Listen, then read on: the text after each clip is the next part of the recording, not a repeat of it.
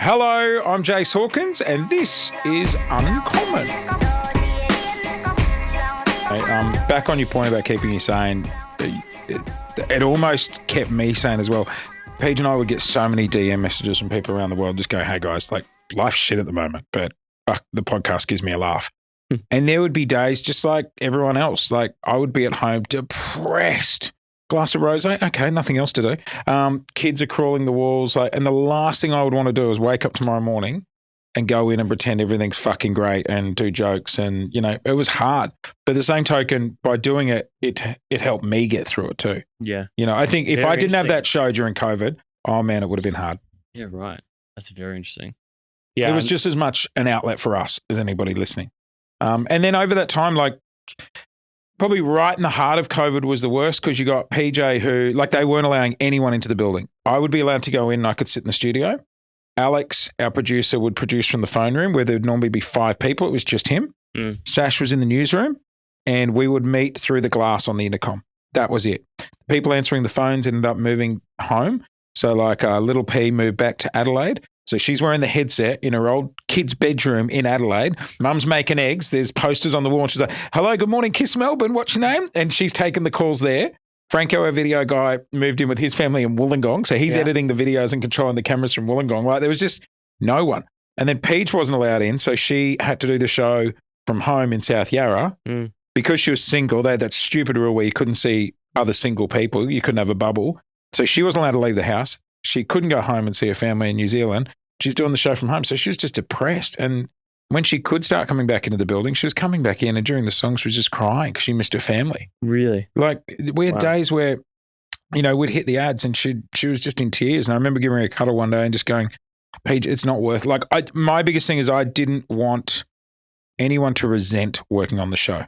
I would rather she left on that high and what a run we had than if she stayed, got depressed, relationship fell apart, and then she ended up resenting that show.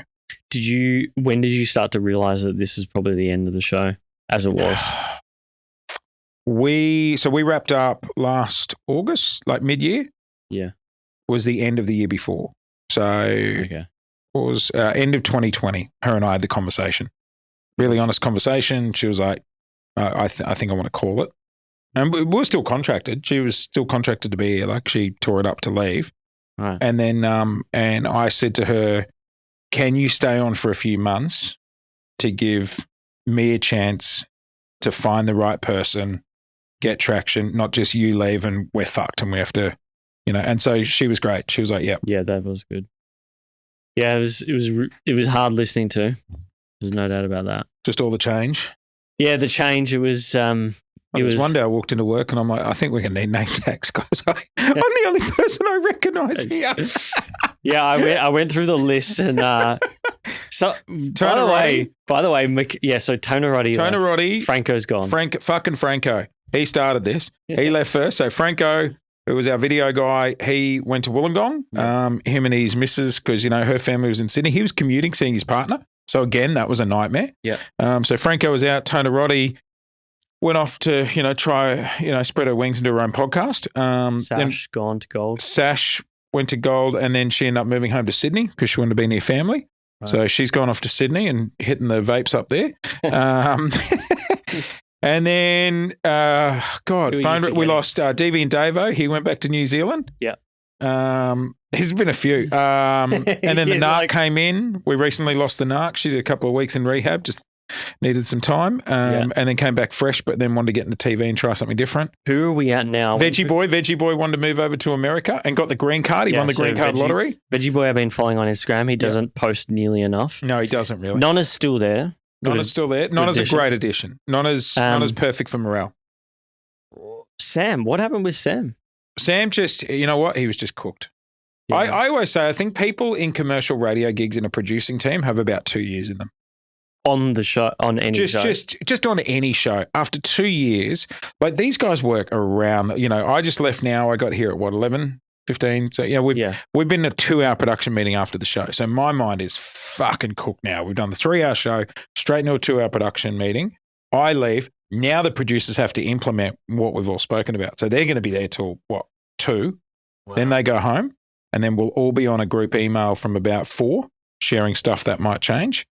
And then that will keep running through till about 8:30 tonight. Add in, they've got to go to a couple of events and stuff like that. Like, it's fatigue. After 2 years, you're just like ready for a change. Okay. What's funny though is Sam left and has taken a job at Carrie and Tommy over at SCA.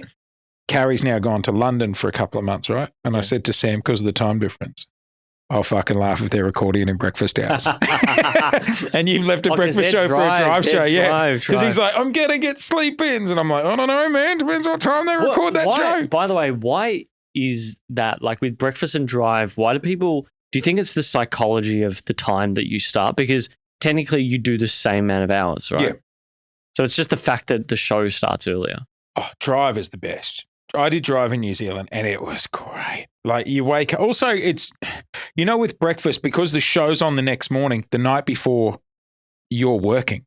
It's not like, it's the night before. I watch Modern Family and I worry about work tomorrow.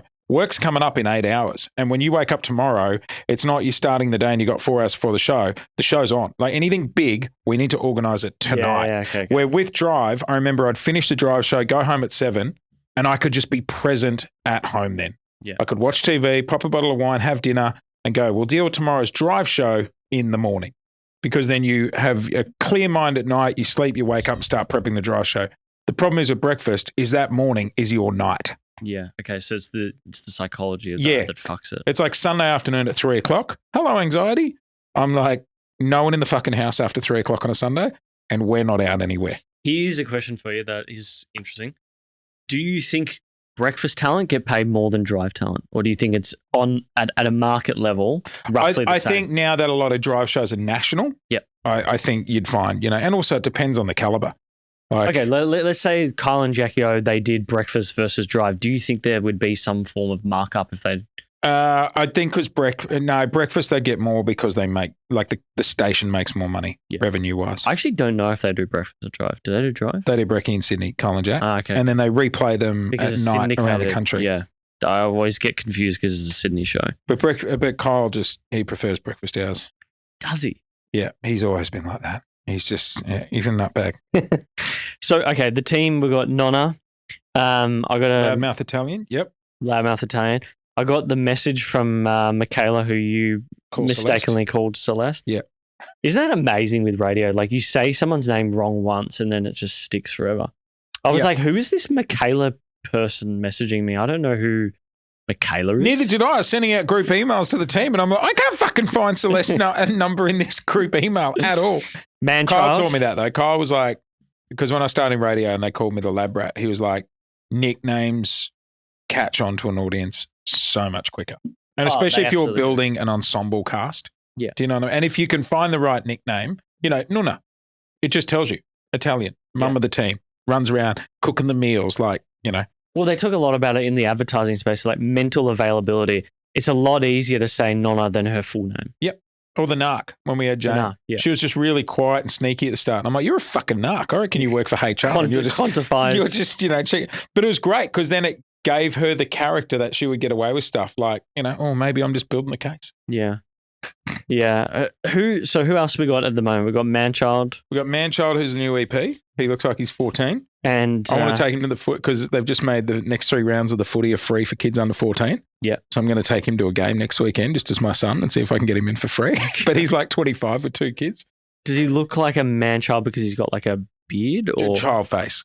Completely baby face, but he's got 2 kids. Yeah, I remember when you guys were trying to come up with that name, I was like, it's kind of like you've got to see him.